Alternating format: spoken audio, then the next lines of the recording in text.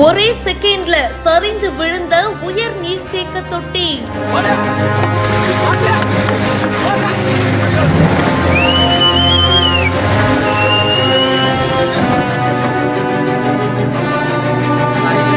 கன்னியாகுமரி மாவட்டம் கருங்கல் பகுதியில பழமை வாய்ந்த பேருந்து நிலையத்தை இடிச்சிட்டு புதிய பஸ் ஸ்டாண்ட் அமைக்கும் பணிகள் நடந்துட்டு இருக்கு.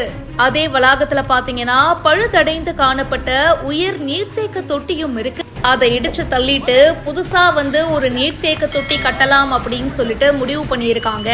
அண்ட் இப்போ இந்த பழைய நீர்த்தேக்க தொட்டிய தொழில்நுட்ப முறையில இடிக்கிற காட்சிகள் தாங்க இப்ப வெளியாயிருக்கு. சில நொடிகள்லயே பாத்தீங்கன்னா அவ்வளவு பெரிய நீர்த்தேக்க தொட்டி சரிந்து விழுந்திருக்கு. புது தொழில்நுட்ப முறையில இந்த இடிக்கிற விஷயத்த பண்ணியிருக்காங்க. இதை பத்தி உங்களுடைய கருத்துக்களை ஷேர் பண்ணுங்க. மேலும் பல இன்ட்ரெஸ்டிங்கான விஷயங்களுக்கு இப்பவே பிஹைண்ட் ரூட்ஸை ஃபாலோ பண்ணுங்க.